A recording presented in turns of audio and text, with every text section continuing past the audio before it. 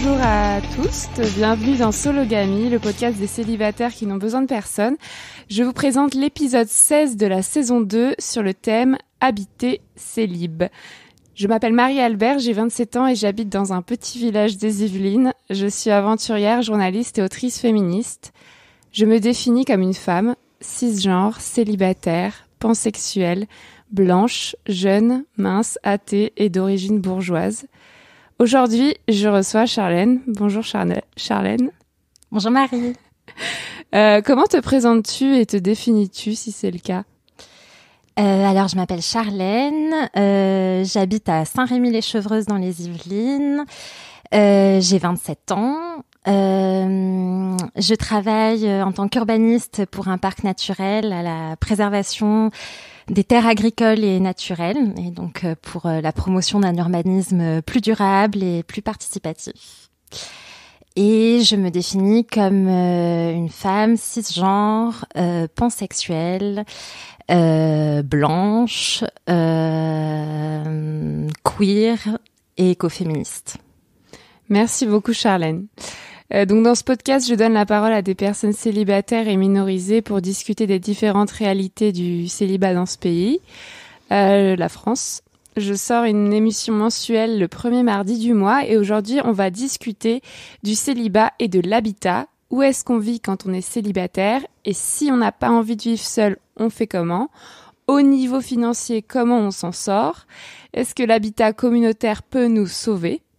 On va se poser toutes ces questions et bien d'autres avec Charlène qui a choisi ce thème. Mais d'abord, les questions traditionnelles de Sologamie. Charlène, qu'est-ce que ça veut dire pour toi être célibataire ? Je dirais que ça veut dire être libre, indépendante et autonome. Donc ça peut vouloir dire relationner avec des personnes et avoir des relations, qu'elles soient amoureuses, sexuelles ou autres, mais vraiment, ouais, pour moi, c'est garder mon autonomie et donc effectivement le fait d'habiter seule, ça en fait partie et ça inclut le fait de décider de où je vis, de comment je vis, de quand est-ce que je décide de partir en vacances, de ce que je décide de manger, etc.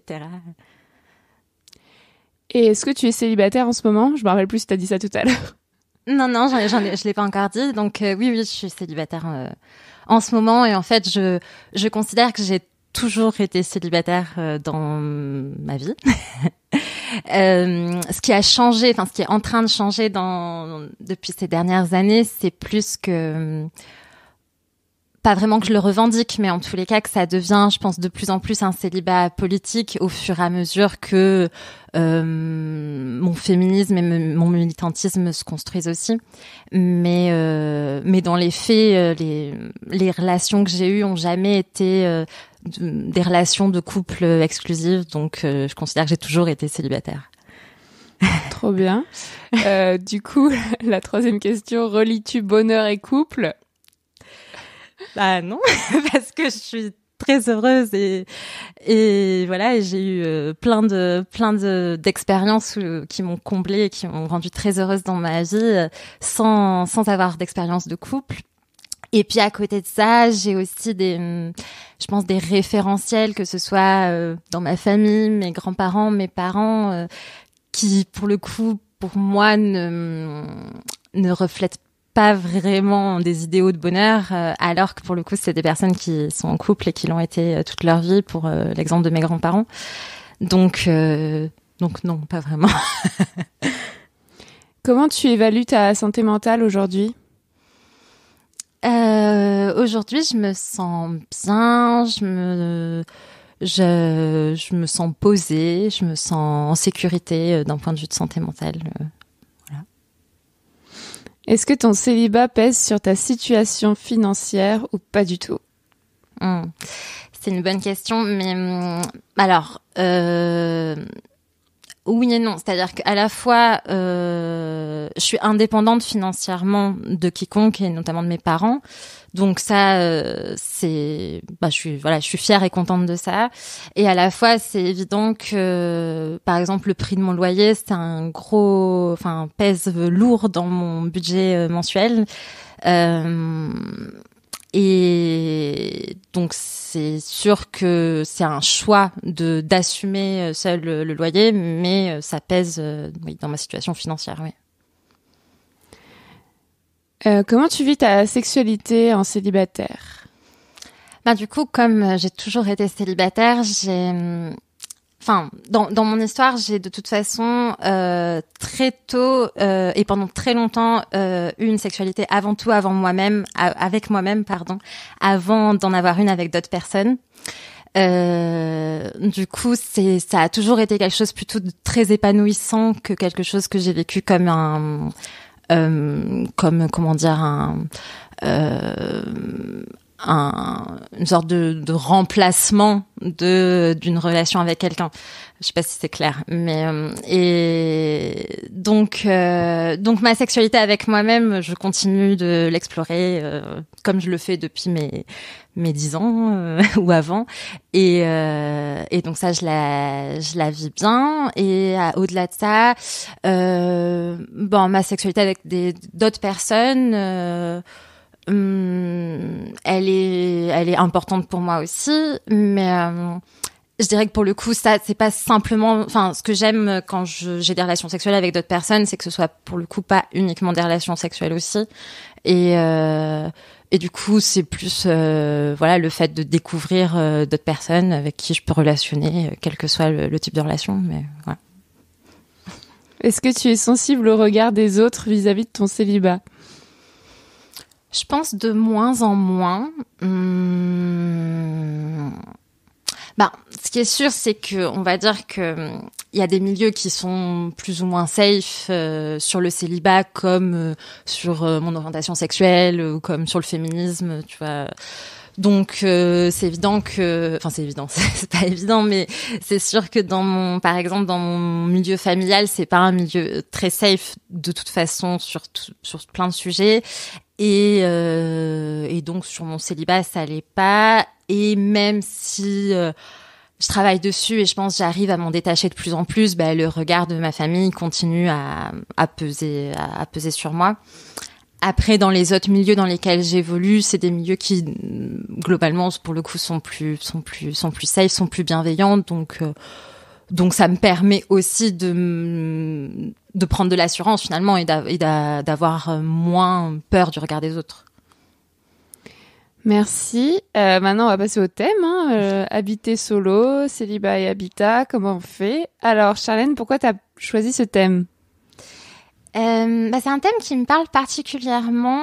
Je pense pour plusieurs raisons. À la fois parce que ça m'intéresse d'un point de vue très personnel, parce que actuellement je vis seule dans mon appartement, mais je me pose plein de questions sur les formes d'habitat dans lesquelles j'aimerais vivre dans quelques années ou comme ça. Et puis aussi parce que d'un point de vue plus professionnel, je travaille sur les questions d'architecture, je travaille sur les questions d'urbanisme, je travaille sur la façon de comment se fabrique justement une ville et des lieux de vie. Donc ça me parle aussi, et tout ce qui va être l'habitat participatif, l'habitat intergénérationnel, ça c'est des choses que je traite aussi au quotidien, plus avec ma casquette d'urbaniste. Donc voilà. Trop intéressant, je suis trop contente de faire cet épisode. Donc je vais te demander où tu vis, mais tu as déjà commencé à répondre, et pour donner quelques indications... Enfin déjà, non, vas-y, après je parlerai. Où est-ce que tu vis exactement ? Parce que tu as dit que tu vivais à Saint-Rémy-lès-Chevreuses. Est-ce que tu peux expliquer dans quel genre d'habitat ? Où est-ce que c'est Saint-Rémy ? Voilà. Et avec qui tu vis ? Ouais, alors... Donc Saint-Rémy-lès-Chevreuses, c'est le terminus du RER B. Donc c'est à la fois une petite ville et pas un village, mais on est quand même aux portes de vraiment des Yvelines rurales. Donc c'est la station de RER où on aperçoit des vaches depuis le quai du RER. Moi, j'habite justement juste à côté du RER, donc vraiment dans la partie historique de la ville de Saint-Rémy-lès-Chevreuses, juste à côté de l'église. J'habite dans un immeuble qui est très ancien, qui date du XVIIIe siècle et qui a été divisé en appartements. Et donc, moi, j'habite toute seule dans un studio et dans cet immeuble, on est 4 personnes à vivre chacune seule dans nos appartements respectifs. Donc voilà, donc j'habite seule, mais je vois régulièrement mes voisins-voisines. D'accord, c'est des personnes de tout genre, c'est pas que des femmes. Non, c'est pas que des femmes. Ok. Du coup, moi, je dois aussi parler de moi dans Sologamy, surtout sur ce thème qui me torture en ce moment. C'est vraiment, trop bizarre et une coïncidence, n'est-ce pas? J'habite à quelques kilomètres de chez Charlène, que je ne connaissais pas avant aujourd'hui. J'habite chez mes parents à Toussus-le-Noble. C'est un village sur le plateau, donc Saint-Rémy, c'est plutôt dans la vallée de Chevreuse. Et donc j'habite à quelques kilomètres sur le plateau de Saclay, dans ce village, dans cette grande maison avec mes 2 parents, donc mon père et ma mère. Donc je ne vis pas seule et c'est une maison qui a 9 ans, donc une maison neuve, type pavillon, un type Desperate Housewives, genre les maisons énormes de Bourges avec un grand jardin, etc. Je dirai après comment ça se passe. Charlène, est-ce que ça te convient de vivre seule et ici, par exemple? Oui, alors ce qui me convient particulièrement, c'est d'avoir un vrai lieu à moi. Donc en l'occurrence, c'est mon studio, et de vraiment pouvoir, quel que soit le moment, rentrer chez moi, fermer ma porte et me dire je suis chez moi, je suis tranquille, je fais ce que je veux, voilà. Donc ça me convient. Après, ce qui me convient aussi dans la configuration actuelle, c'est de savoir que je suis jamais non plus finalement, on va dire, livrée à moi-même, et que je peux aller toquer à la porte de mes voisins-voisines quand je veux. On a une relation finalement assez proche. J'avais une relation très très proche avec ma voisine précédente qui habitait au-dessus de chez moi, et qui avait un petit garçon et dont je m'occupais souvent du petit garçon. Donc on allait beaucoup l'une chez l'autre, et voilà, c'était un peu nos 2 appartements sont l'un au-dessus de l'autre, mais on y allait en chaussons et c'était comme si on était dans une maison avec chacune un étage de la maison, quoi.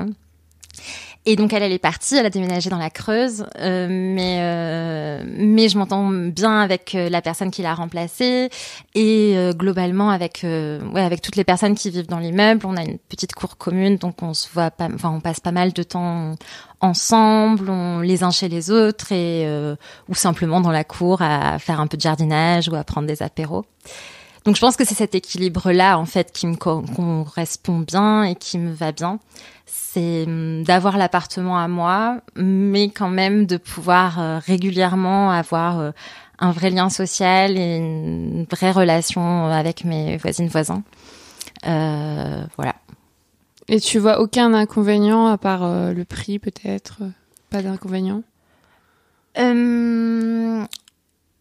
Effectivement, le prix effectivement pèse un petit peu lourd, comme je disais tout à l'heure, donc c'en est un. Après, non, actuellement, en tous les cas, ça me correspond bien, et ça correspond bien au mode de vie que j'ai, au niveau aussi de sa localisation. C'est que c'est un appartement qui est proche de mon lieu de travail et en même temps proche du RER, et qui me permet du coup d'aller à Paris régulièrement. Donc, pour l'instant, en tous les cas, dans les mois ou années à venir, ça me correspond bien. Trop bien. Je suis trop jalouse. Donc moi, non, ça me convient pas. Je suis revenue vivre chez mes parents après 9 ans à vivre seule ou avec d'autres gens. Et donc je ne sais pas pourquoi, je savais que ça allait se passer mal, mais j'avais oublié à quel point c'était des personnes toxiques et violentes, parce que souvent les gens me disent mais Marie, en même temps, personne ne revient vivre chez ses parents, ça se passe toujours mal, et je trouve ça absurde comme principe. Pourquoi ça se passerait forcément mal? Je suis sûre qu'il y a des parents bienveillants avec leurs enfants ou absents ou je ne sais quoi. Et en plus d'avoir cette grande maison qu'ils ont construite en 2012, donc l'année où je suis partie. Donc la chambre qu'ils ont construite pour moi, j'ai même pas pu l'avoir, en profiter plus de 6 mois. Après, je suis partie habiter à aucun coin de la France et du monde. Et mes parents me disaient toujours, c'est quand que tu reviens, on a fait cette grande chambre pour toi, tu n'es jamais là. Et donc toute l'année, ils chauffent la maison qui fait 200 mètres carrés.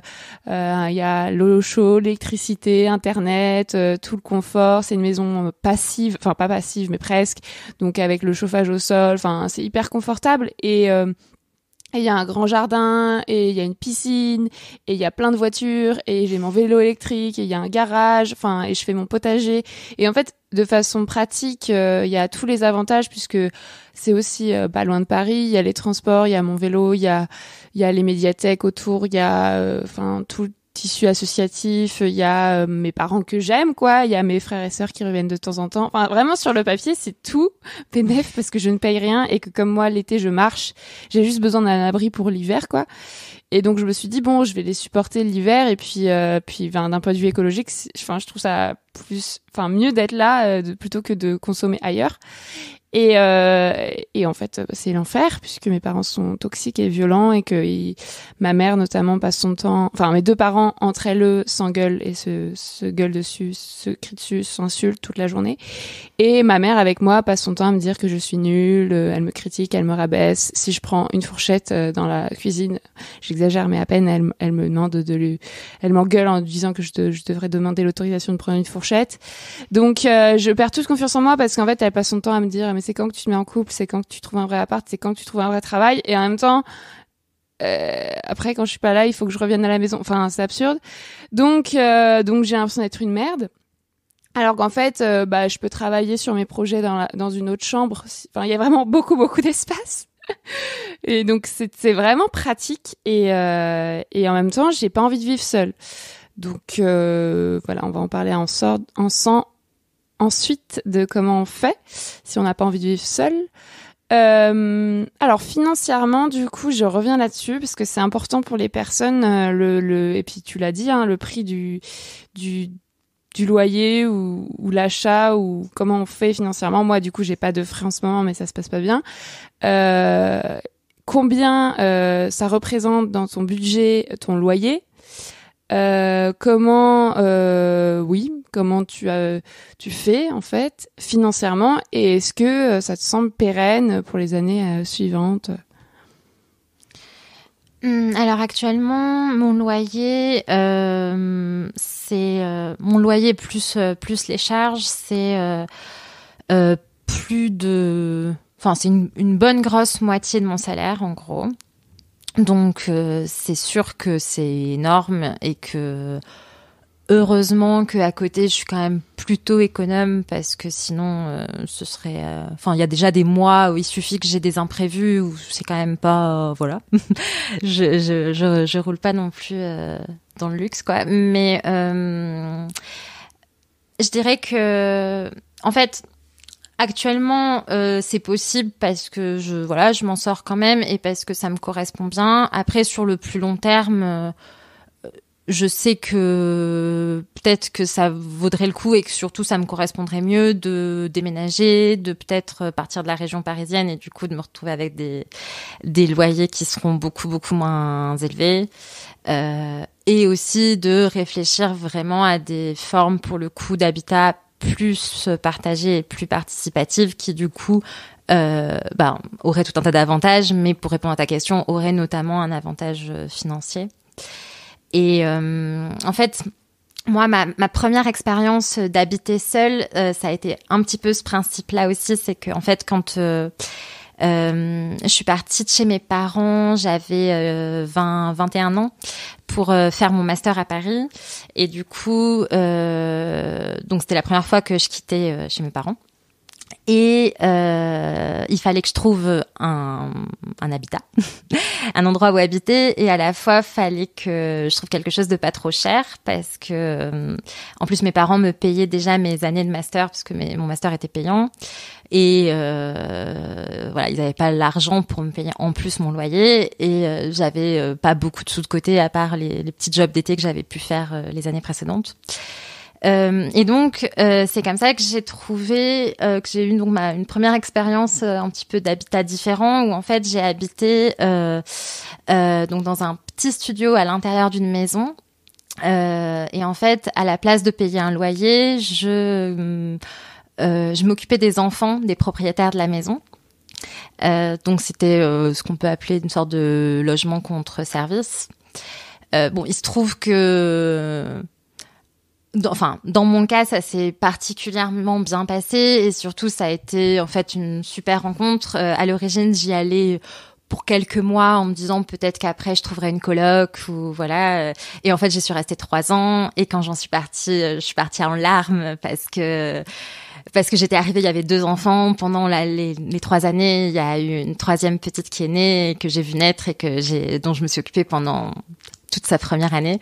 Donc c'était hyper émouvant et ça a été vraiment une relation bien au-delà de juste un échange de services pour le coup.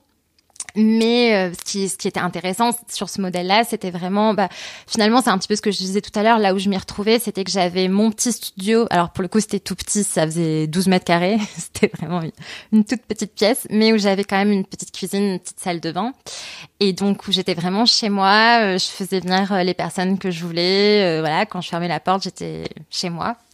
Et en fait, après, on avait un espace qu'on partageait avec la machine à laver, une imprimante, enfin des choses qu'on partageait. Et ensuite, je pouvais aller dans leur maison, soit parce qu'on dînait ensemble parfois, ils avaient un jardin, donc je pouvais aussi profiter du jardin, et puis parce que je m'occupais des enfants. Et donc ça m'a permis de faire mes 2 années d'études et puis même une année après où je travaillais sans payer de loyer et avec cette comment dire, ce côté aussi très chaleureux qui faisait que j'étais pas non plus toute seule quand j'étais en période d'examen ou quoi, où j'étais stressée et où je pense que ça aurait pu être dur aussi de vivre seule dans un petit studio parisien, voilà, et où là les soirées avant mes examens, j'étais entre guillemets en famille au coin du feu avec les enfants et puis les parents, quoi. Donc voilà, donc en résumé, je dirais que finalement, enfin cet exemple-là, en tous les cas, ça m'a montré que le point de départ de vouloir tenter cette expérience-là, il était financier, il était de dire ok, j'ai pas les sous pour me payer de toute façon un studio en plein Paris, donc il va falloir que je fasse autrement. Quelles sont les possibilités? Et finalement, ça a débouché sur autre chose et sur quelque chose de vraiment qualitatif sur la relation qui s'est créée. Du coup, c'est un peu ça mon idéal en gros, c'est d'essayer effectivement de réfléchir à des formes d'habitat qui à la fois créent du lien et en même temps permettent aussi de faire des économies parce que voilà.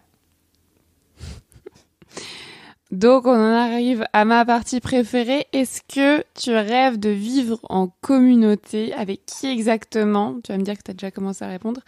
Dans quel environnement? Comment est-ce que tu organises tes recherches si tu as commencé? Parce que, moi, je vais commencer. Moi, j'ai vraiment besoin de ce lien avec la nature dont tu n'as pas trop parlé, mais tu en parleras peut-être après. D'avoir un jardin ou un terrain, de pouvoir faire un potager, de pouvoir sortir, avoir la nature. Et donc ça, il n'y a pas dans les appartements, il n'y a pas en ville, il n'y a pas en coloc. Enfin voilà, c'est assez difficile d'avoir ça. Et en même temps, voilà, si on s'éloigne, si on va dans une autre région ou hors des villes, si on veut pas de voiture, on va peut-être en parler aussi. Si on veut pas de voiture, ça crée d'autres contraintes. Et donc moi, je me suis dit, je veux acheter ma tiny house. Donc si les gens savent pas ce que c'est une tiny house, c'est une sorte de roulotte améliorée, donc qui peut se déplacer avec un poids lourd. Enfin, c'est quand même pas facile à déplacer de région en région, mais théoriquement, c'est une mini maison comme il y a un mobil-home en fait, mais un peu plus écolo, un peu mieux isolé par exemple, en bois qu'on peut déplacer. Et l'avantage, c'est d'avoir un mini espace de, je sais pas, 15 mètres carrés, enfin voilà, avec un étage où en bas, c'est la cuisine, la salle de bain, et en haut, c'est les chambres ou la chambre. Et donc moi je voudrais vivre en communauté en mode ferme ou en mode chacun a son habitat léger ou habitat normal, mais et j'en ai vu, hein, et on partage le terrain ou on partage des espaces communs, mais vraiment je suis hyper attachée, comme tu disais tout à l'heure, à son espace à soi, sa chambre à soi, etc. Et moi j'ai besoin de gérer mon ménage, de gérer mes tâches domestiques. J'ai pas envie d'en faire pour d'autres et j'ai pas envie que d'autres les fassent pour moi. Et j'ai besoin d'être seule, tout simplement. Donc le problème de quand on vit en communauté, c'est effectivement le cliché qu'il y a, c'est de dire oui, mais au bout d'un moment on va s'engueuler, va y avoir des tensions. Donc c'est mieux si on a notre espace privé, parce que du coup il y a peut-être moins de risques de tension, je sais pas. Et donc je ne veux pas vivre trop loin d'une ville non plus, parce que je n'ai pas de voiture et je ne veux pas de voiture, et j'ai un vélo électrique et toi aussi tu as un vélo électrique. Donc voilà, il faut quand même habiter près des villes, et il faut avoir un terrain, il faut avoir une communauté, et il faut que ce soit autorisé au tiny house et machin, et il faut de l'argent pour tout ça. Donc toi Charlène, je redis les questions. Est-ce que tu rêves de vivre en communauté? Avec qui exactement? Dans quel environnement? Et comment est-ce que tu organises tes recherches si tu as commencé? Alors, déjà peut-être juste pour répondre sur actuellement, parce qu'effectivement, juste moi aussi, pour moi, le lien avec la nature est important. Et du coup, même si dans mon appartement actuel et dans notre petite cour intérieure, j'ai pas forcément de vrai jardin. En fait, je suis dans deux assos qui ont mis en place un potager et un verger participatif. Donc en fait, j'ai quand même ce lien-là, et j'y vais 1 à 2 fois par semaine. Donc c'est aussi quelque chose qui est intéressant et qui fait que ça contribue aussi à mon équilibre et au fait que ça me manque pas trop, même si c'est pas directement près de mon habitat, c'est pas très loin. Sinon, alors, donc j'ai eu une vraie expérience sur vraiment un lieu comme ça d'habitat partagé en faisant 4 semaines de woofing il y a 1 an et demi. C'était dans le sud, c'était dans l'Hérault, près de Lodève, et donc j'y allais notamment parce que il y avait un des sujets qui m'intéressait, c'était vraiment de voir l'expérience de l'habitat participatif partagé. Donc là en l'occurrence, c'est un lieu sur lequel c'est un projet qui est ancien, qui a une dizaine d'années et qui est en train petit à petit de vraiment se voir le jour et se sortir de terre. Donc c'est un projet sur lequel il y a des maisons en fait qui sont individuelles avec des lieux qui sont collectifs, donc notamment une grande maison et une grande cuisine, salle de bain et des chambres même collectives, un grand espace donc potager, poulailler collectif, etc.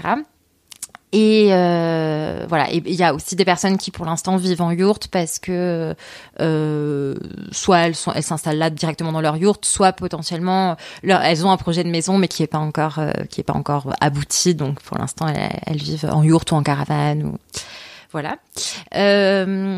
Donc c'est une expérience qui m'a beaucoup intéressée et beaucoup plu, et parce que pour le coup même moi, en tant que woofeuse, je m'y retrouvais assez bien parce que j'avais vraiment une vraie chambre à moi,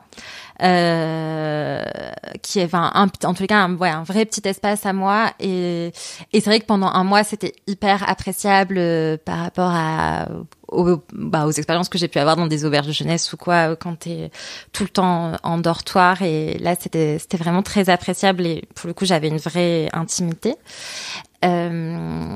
Et surtout, voilà, le retour que j'avais en discutant avec les personnes qui vivaient là-bas, c'était effectivement l'équilibre entre, toujours pareil, le fait chaque personne avait quand même sa petite maison, voilà, avec un effort fait sur le fait que ce soit des maisons qui consomment peu d'espace aussi, donc plutôt un habitat plutôt assez groupé, assez dense finalement, que ce soit pour des critères énergétiques ou des critères de consommation d'espace, qui soient donc plutôt des maisons mitoyennes, des formes architecturales, oui voilà, assez denses, de longs longères ou de corps un petit peu comme les anciens corps de ferme finalement, ce qui permet donc de faire des économies d'énergie et de consommer, d'artificialiser moins de sol et donc d'avoir plus d'espace pour les espaces, laissés naturels ou éventuellement cultivés pour du maraîchage ou pour y mettre un poulailler, etc.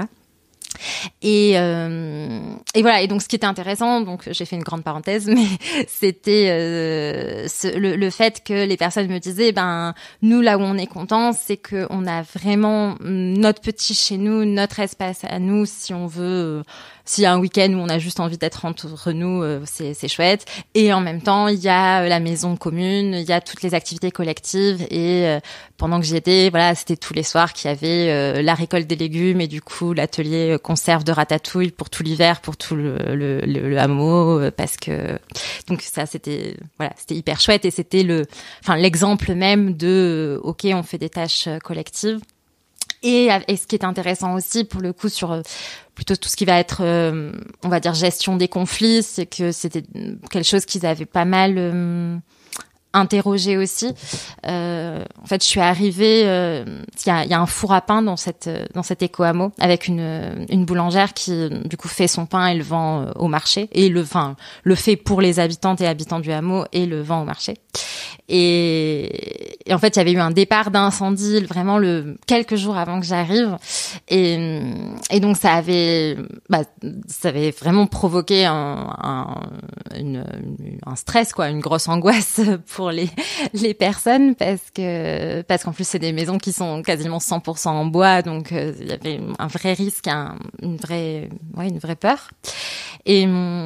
Et du coup, donc, j'ai pu assister à des ateliers, des réunions pour vraiment permettre à chacun de s'exprimer sur les émotions que ça avait pu susciter, cette crainte de l'incendie et cette crainte de voir potentiellement le village ravagé par le feu. Et que chacun puisse s'exprimer, puisse en parler et réfléchir ensemble aux solutions très pratico-pratiques aussi à mettre en place, mais en tous les cas aussi à cette question de prendre en compte les émotions de chacun. Et donc voilà, c'était un peu long, mais c'était pour simplement dire que cette expérience-là, ça a été un peu le début de mes recherches pour effectivement réfléchir aux formes d'habitat participatif partagé dans lesquelles j'avais envie de potentiellement vivre plus tard. Donc aujourd'hui, c'est plutôt un projet sur un peu long terme parce que j'ai envie de prendre le temps d'y réfléchir aussi, d'avoir d'autres expériences de woofing ou d'autres expériences avant de concrétiser un peu mon projet. Mais c'est vraiment, on va dire que mon projet idéal, ce serait effectivement de plutôt partir, je sais pas où exactement, mais dans le quart sud-ouest de la France, on va dire. Si possible, effectivement, de pas être un peu ce que tu disais tout à l'heure, de pas être trop loin d'une grande ville. L'avantage avec l'ODEV, c'était qu'on est à 40 minutes de Montpellier en bus, donc c'est finalement très accessible. Donc ça, c'était intéressant aussi parce que moi aussi, actuellement, j'ai pas de voiture et j'ai pas envie d'en avoir, donc ça fait partie de mes critères. Après moi en fait il y a deux choses, c'est que la question mes réflexions sur une nouvelle manière d'habiter, elles sont aussi liées à mes réflexions plus sur une possible reconversion professionnelle. Parce que donc actuellement je suis salariée, mais et donc plutôt dans le domaine de l'urbanisme, ce que je disais en introduction. Mais je suis très très passionnée par les questions d'éducation, de pédagogie. Et je rêve de pouvoir travailler avec un public jeune, d'enfants ou d'adolescentes. Et du coup, dans mon projet idéal, dans mon projet rêvé, il y a réussir à combiner cette question de vivre sur un lieu comme ça, donc un peu d'habitat partagé, et en même temps de potentiellement pouvoir créer un lieu d'accueil pour des jeunes. c'est encore un peu flou. Enfin, c'est encore le début de mes réflexions, mais je suis assez motivée pour creuser en ce sens et développer l'idée d'un accueil à la ferme.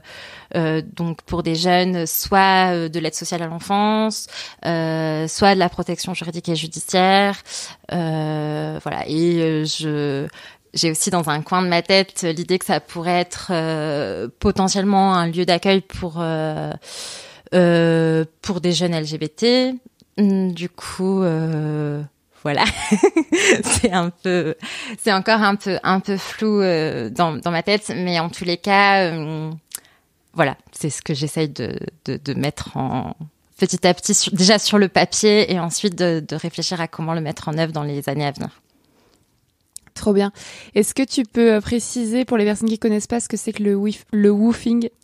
Oui, bien sûr. En fait, je vais vraiment l'expliquer avec mes mots, mais le principe, moi, je suis passée par un site internet qui regroupe des personnes qui ont des fermes plutôt en agriculture raisonnée ou bio, mais pas forcément, et qui propose d'accueillir des personnes qui sont intéressées pour découvrir leur quotidien finalement dans la ferme, et donc voilà, ça met en relation les personnes propriétaires de fermes et agriculteurs, agricultrices et des personnes qui veulent avoir cette expérience-là sur un temps plus ou moins long. Ouais, c'est ça. Enfin, oui, je suis d'accord. J'ai pas fait de woofing, donc c'est toi qui sais mieux. Ok. Bah, du coup, moi, ce que je voulais rajouter, c'est que finalement, je trouve ça difficile de trouver une communauté parce que, enfin, souvent les communautés qui marchent déjà, les écoliers qui marchent déjà, bah, elles sont remplies. Enfin, il n'y a pas forcément de place pour des nouvelles personnes. Et puis, c'est un équilibre en fait, donc il faut que des personnes s'entendent. Et donc moi, récemment, je me disais peut-être aussi faire ma propre communauté en fait, c'est-à-dire prendre des personnes qui ont envie d'habiter avec moi ou avec qui j'ai déjà vécu et avec qui ça se passe bien. Par exemple, ma sœur. L'année dernière, j'ai vécu à Alençon en Normandie avec ma sœur en coloc et je sais que c'est une personne avec qui je pourrais vivre, mais pareil, ce serait mieux si on avait chacune notre espace privé. Et bon, pour l'instant, elle a pas encore fini ses études, mais du coup, on se demande si on pourrait revivre ensemble dans un autre schéma, avec un autre schéma plus tard. Et moi, par contre, j'ai vraiment envie d'aller habiter également dans le sud-ouest, genre plutôt au Pays Basque. Enfin, j'ai vraiment envie d'aller dans le sud parce que du coup, moi, j'ai besoin d'un abri surtout l'hiver et j'ai vraiment envie de faire un potager et d'être au soleil et de pas avoir froid. Et je suis très frileuse, donc c'est fini le nord. Mais voilà, ce que j'ai appris en t'écoutant, enfin j'ai appris plein de choses, mais déjà qu'il faut que je fasse du woofing. En fait, c'est hyper intéressant que tu dises que c'est un projet à long terme, parce qu'en fait, moi, je suis hyper pressée, parce que vu ma situation actuelle, c'est une urgence de partir, et du coup, je m'étais dit, bon, je vais pas partir cet hiver, c'est impossible de trouver une communauté, une tiny house en 2 mois, mais pour l'hiver prochain, quoi, il faut absolument que j'ai trouvé mon terrain et tout. Et en fait, c'est pas un truc qui va se faire aussi vite. C'est voilà, ou alors faudrait que je fasse tout ça, ces recherches à temps plein en ce moment, quoi. Enfin, ce serait vraiment difficile. Donc on verra quand est-ce que je trouverai la formule parfaite. Mais parce qu'en fait, je me dis au final, est-ce que je peux pas genre louer un terrain et mettre ma tiny house dessus? Et tant pis si je suis seule, mais j'ai pas envie d'être seule. Enfin voilà. Et puis voilà, pour revenir à ce que je disais tout à l'heure, avec qui on habite, moi c'est aussi une question d'habiter avec des femmes ou des personnes non binaires ou des personnes trans. Enfin, c'est pas possible pour moi de vivre avec des mecs cis. Et les communautés de personnes queer ou de meufs lesbiennes, enfin ça court pas les rues non plus. Donc voilà, c'est compliqué. Il y a une page Facebook que je sais pas si tu connais qui s'appelle Ruralité Queer, je crois, Ruralité au pluriel, qui je crois qu'elle est assez récente d'ailleurs. Enfin moi je suis dessus depuis pas longtemps en tous les cas, et qui vraiment pour le coup traite de ces sujets-là et en gros met en relation des personnes queer qui ont alors soit qui sont déjà installés dans des fermes ou dans des lieux, en tous les cas à la campagne, enfin dans le milieu rural, comme son nom l'indique, et qui sont à la recherche pour le coup d'accueillir de nouvelles personnes, voilà, soit des personnes qui sont à la recherche d'un lieu. Merci beaucoup. Je mettrai en note du podcast les références des sites pour faire du woofing et de cette page Facebook que je vais essayer de... Enfin, c'est un groupe ou une page ? Un groupe ? C'est un groupe, oui, okay. Exact, c'est un groupe. Je mettrai la référence. Oui, je note. Merci beaucoup, Charlène. Alors, on a juste ébauché, enfin, on a juste commencé à réfléchir. Ça fait déjà une demi-heure qu'on parle. On peut pas non plus tout dire et voilà, il y a plein d'autres choses à ajouter. Et puis, on est jeunes, donc je pense que dans 10-20 ans, on aura d'autres expériences. Mais voilà, c'est pour ouvrir la réflexion. Je suis sûre que les auditeuristes ont appris des choses ou ont des réflexions aussi à apporter. Pour finir, je voulais juste dire aux personnes qui nous écoutent comment est-ce qu'on se connaît, Charlène ? Oui, alors donc c'est la première fois qu'on se voyait aujourd'hui, mais moi j'écoutais tes deux podcasts, Marie sans filtre et Sologamie depuis quelques temps, et je te suis sur Instagram aussi. Et en fait, ça m'est venu Sologamie. Donc j'écoutais Sologamie et à la fin de chaque épisode, tu lances un petit appel en disant si vous avez envie de participer, en gros. Et du coup, plusieurs fois, je me suis dit pourquoi pas. Puis il y a une fois où je me suis lancée. Et du coup, je t'ai écrit un petit mail en me présentant et voilà. Trop bien, je suis trop contente. Et finalement, il y a aussi la question caisse de résonance. Donc, est-ce que tu veux parler d'un projet que tu as, de quelque chose que tu as fait que tu veux mettre en avant, ou est-ce que tu veux attirer l'attention des auditeuristes de Sologamie sur quelque chose, ou est-ce que tu veux conseiller une œuvre ou un endroit ou je ne sais quoi, ou tu as déjà conseillé la page Facebook? Oui, alors je pense à un endroit du coup.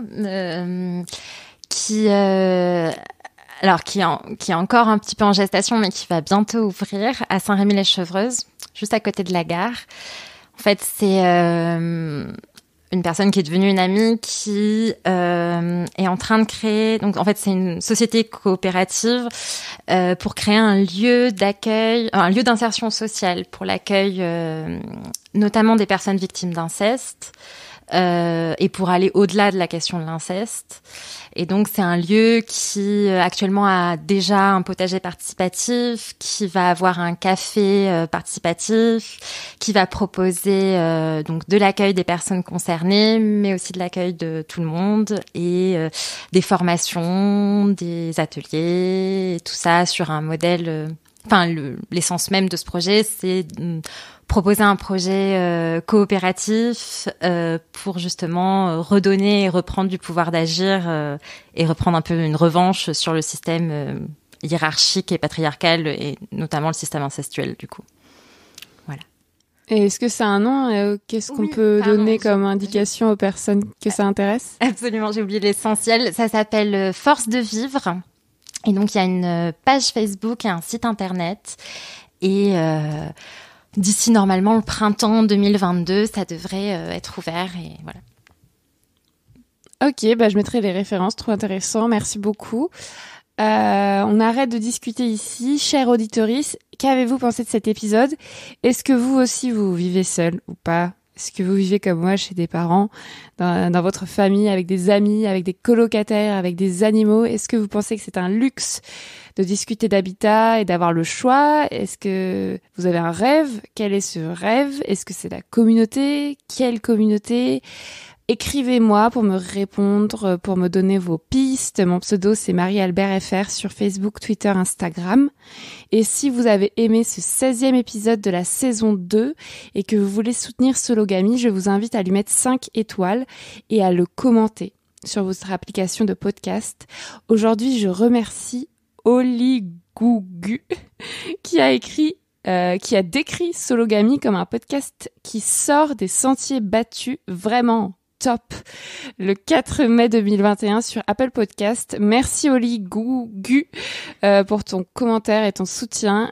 Chers auditeuristes, vous pouvez donc commenter ce podcast, le partager avec vos proches, participer à ma cagnotte en ligne pour soutenir mon travail.